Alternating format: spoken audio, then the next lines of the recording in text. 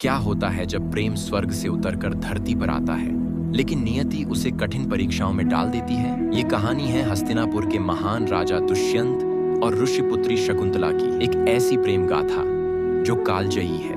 प्रेम, त्याग और दर्द से भरी इस कहानी में जानिए कैसे भाग्य ने इन दोनों प्रेमियों की राहें बदल दी और कैसे उनका प्रेम समय की सीमाओं को लांघकर अमर हो गया। तैयार हो जाइए एक ऐसी यात्रा के लिए जो आपके दिल को छू जाए और आपको सोचने पर मजबूर कर देगी। सूरज की पहली किरणें विशाल जंगल के घने वृक्षों के बीच झांक रही थी। सुबह की ठंडी हवा में पक्षियों का कलरव और बहते झरनों की मधुर ध्वनि पूरे वातावरण को जादुई बना रही थी। लेकिन इस शांति को तोड़ती हुई घोड़ों की टापों की आवाज जंगल में गूंज उठी। राजा दुष्यंत, हस्तिनापुर के पराक्रमी और वीर राजा, अपने घोड़े पर सवार जंगल में शिकार के लिए निकले थे। उनके साथ कुछ सैनिक भी थे, लेकिन शिकार का जुनून दुष्यंत को इतना हो गया था कि वे अपने दल से अलग होकर हिरण का पीछा करते करते जंगल के गहरे हिस्से में पहुंच गए। दुष्यंत केवल एक वीर योद्धा ही नहीं, बल्कि एक संवेदनशील और गहरे विचारों वाले राजा भी थे। उनके जीवन का हर निर्णय उनके राज्य और उनकी प्रजा के कल्याण के लिए होता था। लेकिन शिकार उनके लिए सिर्फ एक खेल नहीं था, यह उनके भीतर छिपी ऊर्जा को संतुलित करने का माध्यम था। उनके मन में अक्सर यह सवाल उठता, क्या राजा का जीवन केवल युद्ध और शासन तक सीमित है, या मुझे भी अपनी खुशी और शांति के पल तलाशने का अधिकार है? जंगल अद्भुत था। ऊंचे ऊंचे पेड़ों के झुरमुट, जिनकी शाखाएं एक दूसरे में उलझी हुई थीं। घनी झाड़ियों के बीच रास्ता बनाते हुए दुष्यंत का घोड़ा तेजी से दौड़ रहा। हिरण की फुर्ती और उसकी चपलता देखकर दुष्यंत मुस्कुराए। यह चुनौती उन्हें और अधिक रोमांचित कर रही थी। जैसे ही हिरण झाड़ियों के बीच गायब हुआ, दुष्यंत का घोड़ा रुक गया। उन्होंने ध्यान से देखा तो पाया कि वह एक झरने के पास खड़े। झरने के पानी की धारा सूरज की किरणों से चमक रही थी। चारों ओर फैले इस अद्भुत सौंदर्य ने दुष्यंत को क्षण भर के लिए रोक दिया। लेकिन तभी एक हल्की सरसराहट सुनाई दी। दुष्यंत सतर्क हो गए। उन्होंने अपने तरकश से तीर निकाला और धनुष पर चढ़ाया। झाड़ियों के पीछे कुछ हलचल थी। उन्होंने चिल्लाकर कहा, कौन है वहां? सामने आओ, वरना ये तीर तुम्हारी ओर छोड़ा जाएगा। झाड़ियों के पीछे से एक मृदु हंसी की आवाज आई। यह हंसी उनके कानों में किसी मधुर संगीत की तरह गूंजी। दुष्यंत चौंके और थोड़ा झिझके। यह आवाज किसकी हो सकती है? उनके मन में यह सवाल उठा। थोड़ा आगे बढ़ने पर उन्होंने देखा कि कुछ स्त्रियां एक झील के पास खड़ी हैं। वे हंसते हुए फूलों को बटोर रही थीं और आपस में बात कर रही थीं। उनके कपड़े साधारण थे, लेकिन उनकी हंसी और खुशमिजाज चेहरों ने वातावरण को जीवंत कर दिया। दुष्यंत का ध्यान एक स्त्री पर टिक गया। वह बाकी सबसे अलग थी। उसकी आंखें बड़ी और गहरी थीं, मानो किसी रहस्य को छिपाए हुए हों। उसके बाल खुले हुए थे और वह अपनी सहेलियों के साथ मुस्कुरा रही थी। दुष्यंत का हृदय पहली बार अजीब से भावनाओं से भर गया। वह समझ नहीं पा रहे थे कि क्या हो रहा है। उनकी वीरता और आत्मविश्वास पहली बार किसी के सामने डगमगाने लगा। दुष्यंत ने सोचा, यह कौन है? क्या यह साधारण मनुष्य है या कोई देवी जो इस जंगल में निवास करती है? वह धीरे धीरे उनके करीब गए, लेकिन उन्हें देखते ही महिलाएं चौंक गईं। सभी ने एक दूसरे को देखा और चुप हो गईं। लेकिन वह स्त्री, जो बाकी सबसे अलग थी, साहस करके बोली, हे राजन, आप कौन हैं और इस पवित्र आश्रम में इस तरह शस्त्र लेकर क्यों आए हैं? दुष्यंत ने अपने स्वर को शांत और विनम्र बनाते हुए कहा, मैं दुष्यंत, हस्तिनापुर का राजा। मैं शिकार करते करते इस सुंदर स्थान पर आ पहुंचा, लेकिन आपकी उपस्थिति ने इस जंगल को और भी अद्भुत बना दिया है। क्या मुझे आपका परिचय जानने का सौभाग्य मिलेगा? स्त्री ने मुस्कुराते हुए कहा, मैं शकुंतला, कण्व ऋषि की पालिता पुत्री हूँ। यह पवित्र वन हमारा निवास है, लेकिन राजा, यह स्थान शिकार के लिए नहीं है। यहाँ सभी प्राणी ऋषियों की तपस्या के कारण सुरक्षित हैं। दुष्यंत उनकी बात सुनकर प्रभावित हुए। उन्होंने तुरंत अपना धनुष नीचे कर लिया और कहा, यदि मैंने आपकी शांति भंग की है तो मैं क्षमा चाहता हूँ, परंतु आपका सौंदर्य और आपकी वाणी ने मुझे यहाँ रुकने के लिए विवश कर दिया है। शकुंतला थोड़ा झिझकी, लेकिन उनकी आंखों में हल्की मुस्कान थी। उनके बीच पहली बार एक ऐसा मौन संवाद हुआ जिसने दोनों के दिलों को जोड़ दिया। दुष्यंत की आंखों के सामने वह पल जैसे थम गया था। उनकी नजरें शकुंतला पर टिक गई थीं। जंगल की सादगी और पवित्रता के बीच खड़ी वह युवती किसी दिव्य अप्सरा से कम नहीं लग रही थी। उसकी बड़ी बड़ी आंखें झील की शांत गहराई जैसी थी और उसकी मुस्कान मानो पहली बारिश की बूंदों की तरह ताजगी से भरी हुई थी। शकुंतला ने धीरे धीरे राजा की ओर देखा। उनकी आंखों में विनम्रता और अजीब सा आकर्षण था। कुछ पल के लिए दोनों की आंखें मिलीं और ऐसा लगा जैसे समय थम गया हो, परंतु अगले ही क्षण शकुंतला ने सिर झुका लिया। उनकी सहेलियां यह सब देख रही थीं और आपस में मुस्कुराने लगी। दुष्यंत ने अपनी घबराहट को छिपाने की कोशिश करते हुए शांत स्वर में कहा, हे देवी, आपके जैसे रूप और तेज से युक्त व्यक्ति को इस वन में देखना किसी चमत्कार से कम नहीं। क्या यह जानना अनुचित होगा कि आप कौन हैं? शकुंतला ने विनम्रता से उत्तर दिया, राजन, मैं कोई देवी नहीं, एक साधारण स्त्री हूँ। मेरा नाम शकुंतला है। मैं इस पवित्र वन में कण्व ऋषि के आश्रम में रहती हूँ। और आप कौन हैं जो इस पवित्र स्थान में शस्त्र लेकर आए हैं? दुष्यंत ने हल्की मुस्कान के साथ जवाब दिया, मैं दुष्यंत हूँ, हस्तिनापुर का राजा। मैं शिकार करते हुए यहाँ तक आ पहुंचा, परंतु अब मुझे एहसास हुआ कि यह स्थान शिकार के लिए नहीं बल्कि शांति और आध्यात्मिकता के लिए है। ये पहली बातचीत थी, लेकिन दोनों के दिलों में कुछ अलग सा एहसास हुआ।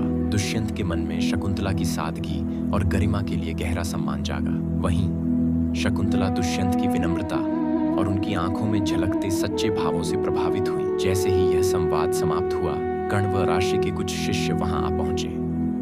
उन्होंने दुष्यंत का स्वागत किया और उन्हें आश्रम में विश्राम के लिए आमंत्रित किया। दुष्यंत ने यह निमंत्रण स्वीकार किया, लेकिन उनका मन अब केवल एक ही बात पर केंद्रित था, शकुंतला।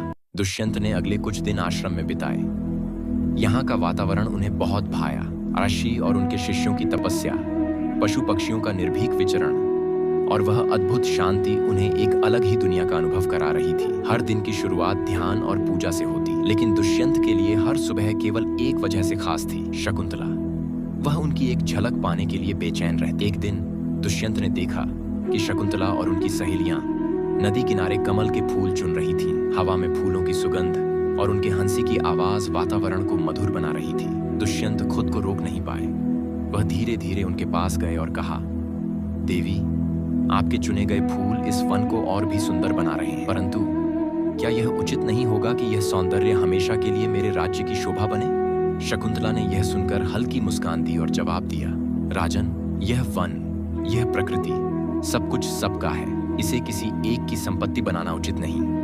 लेकिन आपके शब्दों में छिपे भाव मैं समझ सकती हूँ। इस बातचीत के दौरान उनकी सहेलियां हंसते हुए वहां से दूर चली गईं, ताकि दोनों अकेले समय बिता सकें। शाम का समय था। आसमान लाल नारंगी रंगों से सजा हुआ था। दुष्यंत और शकुंतला एक बड़े वृक्ष के नीचे बैठे थे। यह पहली बार था जब वे दोनों इतनी देर तक एक दूसरे से बात कर रहे थे। दुष्यंत ने गहरी आवाज में कहा, शकुंतला, मैं अपने जीवन में कई युद्ध लड़ चुका हूँ, कई चुनौतियों का सामना किया है, लेकिन आपके सामने खड़ा होकर मैं खुद को सबसे कमजोर महसूस कर रहा हूँ। आपसे बात करना मुझे अद्भुत शांति देता है। क्या आपको भी ऐसा लगता है?